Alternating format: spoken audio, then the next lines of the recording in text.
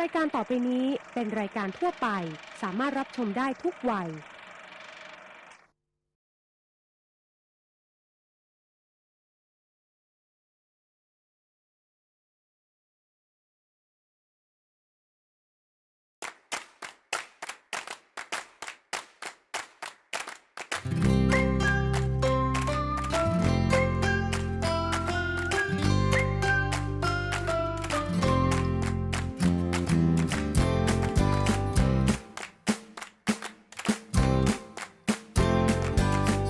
น้ำมันมะพร้าวตราชาวเกาะ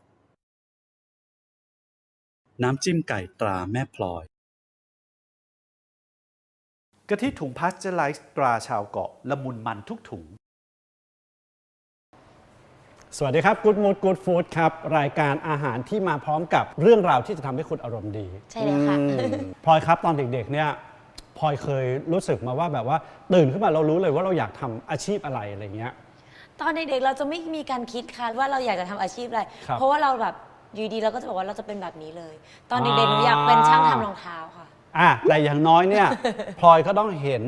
อะไรบางอย่างถึงเกิดไอเดียว่าอยากเป็นช่างทำรองเท้า หนูเคยเห็นการ์ตูนอันนึงที่เขาเป็นแบบเหมือนช่างทำรองเท้า ในเรื่องราวของ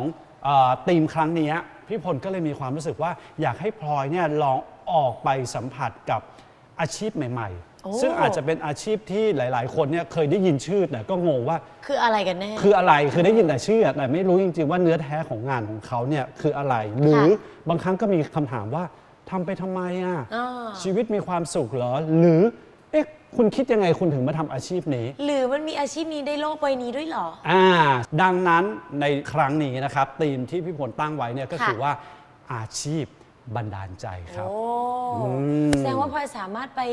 เจอกับพี่ๆหรือเพื่อนๆที่เขาแบบว่ามีอาชีพเก๋ๆ อาจจะน้องๆก็ได้นะครับเอาน้องๆก็ได้ นะครับ ก็ไม่ เรา เป็นไร ต้องเห็นว่าเด็กรุ่นใหม่เนี่ยนะครับก็จะมีอาชีพอะไรที่แบบเก๋ๆแนวๆอะไรของเขานะครับอย่างวันนี้ที่พี่พลเลือกไว้แล้วแล้วก็จะให้พลอยไปสัมผัสเนี่ยนะครับเป็นอาชีพที่ให้พลอยทาย100 ครั้งก็ไม่มีทางถูก เพราะว่าคือด้วยสมัยใหม่เทคโนโลยีอะไรมันอาจจะเข้ามาแทรกแล้วแต่ความที่เป็นอะไรรูปแบบดั้งเดิมแบบยุคก่อนๆมันก็ยังมีความสำคัญและมันก็ยังขาดไม่ได้พูดมาขนาดนี้พลอยก็ยังไม่รู้พี่ว่าพลอยไปเลยเถอะ หนูยังงงอยู่เลยค่ะว่าพี่ต้องการให้หนูไปทำอะไร นะฮะพี่เชื่อว่าพลอยจะสนุกแล้วก็เอาแรงบันดาลใจกลับมาให้พี่เยอะๆด้วยครับ โอ้โหยากจังเลย โอเคค่ะ งั้นหนูจัดไปค่ะ เดี๋ยวหนูไปก่อนค่ะ ครับโอ แล้ว เค เดี๋ยวกลับ ครับ มาค่ะ ได้ครับ วันนี้นะคะธีมของเรานะคะก็ชื่อว่าอาชีพบันดาลใจนั่นเองค่ะ วันนี้พออยู่ที่กันตนาซาวด์สตูดิโอ กูดมูดของผมเป็นช่วงจังหวะที่ได้ทดลองการทำเสียงต่างๆ ไปเรื่อยๆครับมันอาจจะ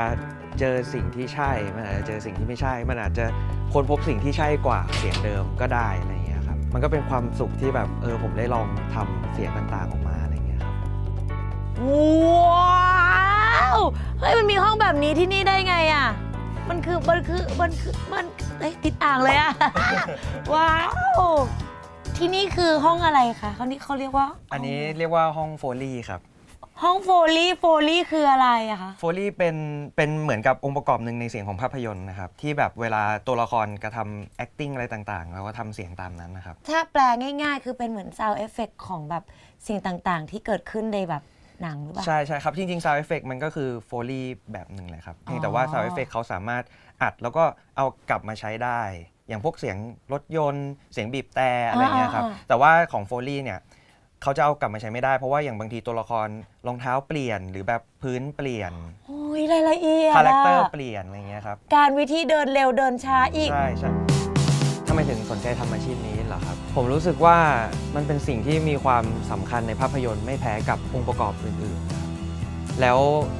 พอเหมือนได้เข้ามาทำได้เข้ามาคลุกคลีแล้ว ก็รู้ว่าจริงๆแล้วคนทำมันค่อนข้างจะน้อย แล้วก็คือผมไม่อยากให้มันหายไปอะครับคือมันอาจจะไม่หายไปหรอกครับแต่ผมยังอยากให้มีคนไทยสักคนหนึ่งที่ยังแบบรู้เรื่องตรงนี้อยู่เพื่อที่จะแบบถ่ายทอดไปสู่คนอื่นต่อไปได้ครับอันนี้ให้พี่พลอยเดาก่อนว่ามันจะเป็นสิ่งอะไร ไม่ใช่เสียงคนเดินอ่ะเสียงม้าเสียงสัตว์เสียงอะไรสักอย่างเดินอ่ะ เป็นเสียงแบบหมาเดินครับ เห็นไหม เห็นไหมฉันบอกว่าต้องเป็นเสียงสัตว์อะไรสักอย่างเดิน อันนี้ไม่น่าจะเดายาก เสียงน้ำแข็งใส่แก้วอย่างนี้ปะ ใช่ครับ อ่า โอ้เจ๋ง นี่ครับ ปืน ใช่ มีเรื่องไหนที่รู้สึกว่าภูมิใจที่สุดแล้วเราทำซาวแบบรู้สึกว่าสนุกที่สุด ภูมิใจก่อนเป็นหนังฮ่องกงครับ คือบ่องกาไวเป็นโปรดิวเซอร์ โอ้โห แล้วก็ได้ทำงานกับบ่องกาไวคือ โอ้ยได้เจอเขาเหรอโอ้ยเจ๋งอ่ะ ใช่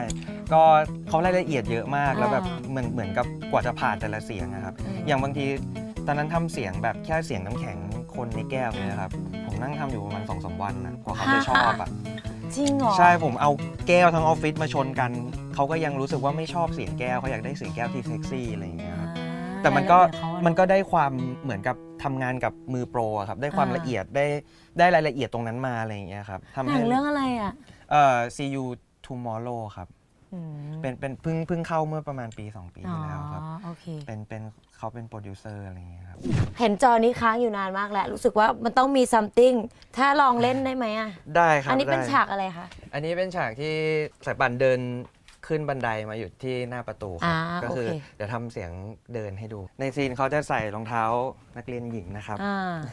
เราก็คือ ใช่ครับ ใส่รองเท้านักเรียนหญิงด้วย ใช่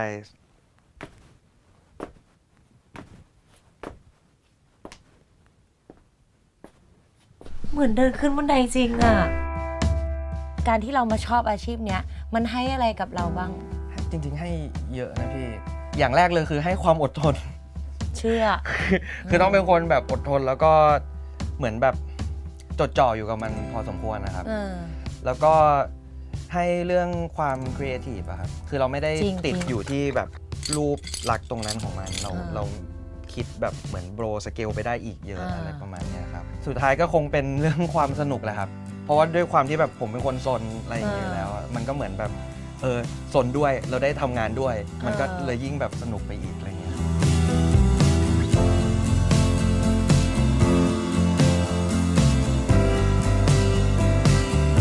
โอเค เราต้องมาหาอินสปิเรชันเพื่อที่จะเอากลับไปให้พี่พลค่ะ แต่พลอยคิดว่าอินสปิเรชันอันหนึ่งที่ตอนแรกบอกว่าภูมิใจสุด อันวงกาไวอ่ะ ครับ น่าจะเป็นอันแก้วใช่ปะ ใช่ครับ พี่ว่าน่าจะเอาอันนั้นกลับไป อุ้ยเพราะว่าอันเนี้ยเราเป็นอินสปิเรชันที่เอากลับไปได้ เดี๋ยวกลับไปเจอในสตูค่ะ ครับ แก้ววิสกี้นะครับกับไฟแช็กนะฮะอาหารของพลที่พลจะทำนะครับก็จะทำเป็นทูน่าทาทาเนื่องจากว่าทูน่าทาทาเนี่ยครับเขาจะเป็นปลาทูน่าดิบนะฮะแล้วก็ทำให้สุกเฉพาะด้านนอกเหมือนกับการไปโดนความร้อนจัดๆนะครับก็เป็นตัวแทนของไฟที่มาจากไฟแช็กแล้วกันนะครับแล้วเราก็จะเสิร์ฟในรูปแบบของสลัดอยู่ในถ้วยแก้วเล็กๆครับ